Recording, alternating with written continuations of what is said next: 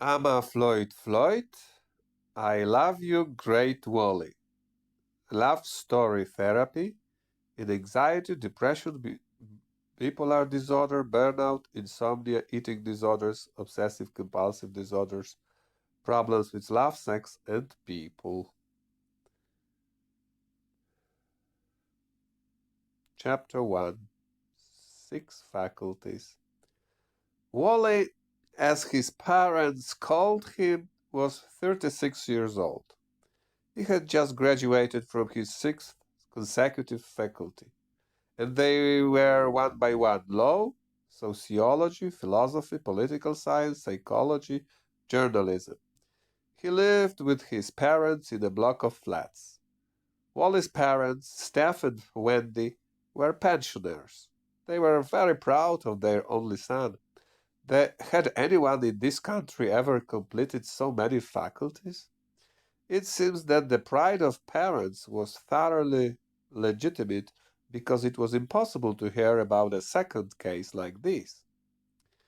No wonder then that after the last graduation, parents gave a festive party to which they invited all cousins and friends. Many guests stopped in front of a door to a third floor apartment. What intelligence! 6 faculties! I haven't even completed one of them, one of the guests wondered aloud as he struggled to the next floor. There is no elevator in Wally's house. What does such a faculty offer today? In the past, stamps were collected, today, faculties. Oh, just a hobby, nothing extraordinary, an elegant woman responded. Well, you know, Crystal, but it makes an impression. And imagine only trying to talk about anything with such an educated person. I would just fear to open my mouth, really. He knows everything better, the man in his 60s insisted. Oh, Walter, come on. Our children are wiser. They do not bother with faculties, but only look at what they eat. But faculties would not hurt them either. The problem was only they never wanted to learn, the man complained, pausing for a moment to take a breath. And you wanted? The woman defended her children. Oh, I'm different. One lived in a different epoch. First, there was poverty. Second, men acted for the fatherland. Oh, Walter, you with your fairy tales. They are good, but only for your electorate here. I'm not stupid people, the woman replied. What? The man was irritated. Yes, it was so. Oh, I know the way it was like. You didn't want to stay on your father's farm, so you went to work as a chauffeur in the city, as a driver.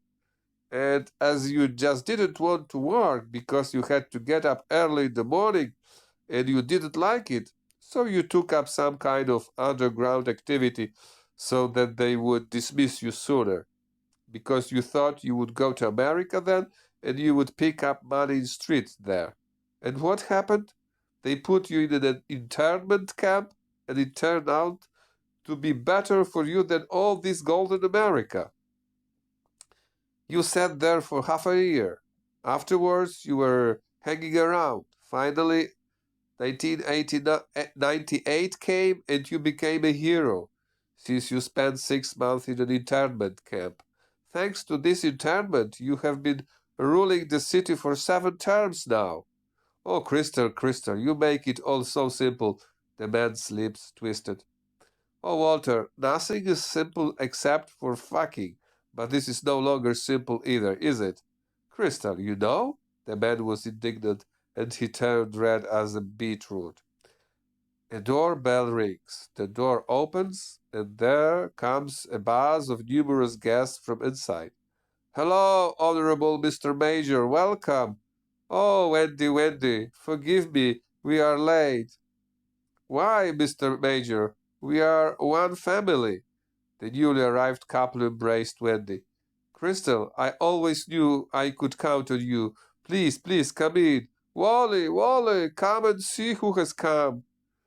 A bald man in his 30s, with a prominent belly, medium height, approached newly arrived guests. In fact, he looked more like a professor than a graduate.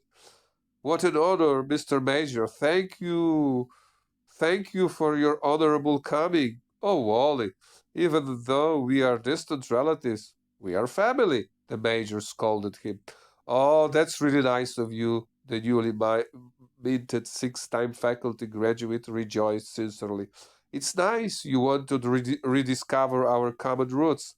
By the way, Wally noted prudently, we hope Mr. Major will not disappoint his large electorate and will run for the seventh term. Wally, it would be my eighth term already. The major corrected Wally and patted him on the shoulder. You don't even know, Wally, what a heavy piece of bread it is. Oh, Walter, Crystal cut his husband off. Of course you will run. After all, everything is ready. We also count on our family on the election day. The major grinned.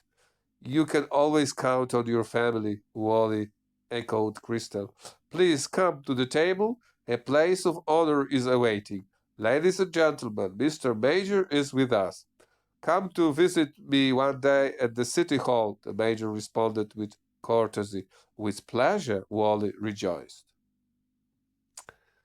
Faculties are good, parties are welcome, courtesy is nice, but you have to live on something. And Wally never worked in his life. I mean, he worked. After all, studies were hard work. Whoever studied knows well, but to earn money in such a specific way as getting a salary, it must be honestly said, it didn't happen to Wally yet. Parents used to say, you will be still working hard in your life. There is no rush. Learn now, Wally, learn. And once he started learning, he couldn't stop, especially when he began the fourth faculty, a historical perspective appeared. No one in the widest circle of friends and even strangers could boast of so many faculties. Well, and what about six faculties? A world record? And what next? Guests were asking Wally now and then. Maybe one more faculty? It would be a world record for sure. Unemployment is raging right now. It's hard to get a job. Instead of working for pennies, maybe it's better to study, someone else echoed. Wally replied, I don't know. Maybe I find a job anyway. And his eyes wandered stealthily to that honorable place at the table where his distant but still relative Major Walter was sitting. The Major didn't seem, however, to hear this conversation at the other end of the table, busy with discussions and busy with consumption of a pork knuckle which he enjoyed with frothy beer. You will definitely you will definitely find a good job. You are the best educated man in our city, someone judged. Well, maybe not the best, Wally replied modestly, but we will see, he said optimistically. As he said, so he did. A few days later, Wally went to a district employment office. A beautiful young lady, almost a child yet, was to take care of his professional career. Out of sheer curiosity, as he was filling in piles of papers, he spoke to her. You look so young, like a high school graduate. Because this year I just passed my matriculation examination, sir, the blonde answered resolutely. Oh, I'm surprised, he admitted honestly. And how do you manage here? Nothing difficult. The girl straightened up with undisguised complacency in the armchair. Basically, the work here is simple and even boring. New job offers are very rare, and when they come, everything is handled top down. How is that top down? Wally asked. What is this? You'll find out later.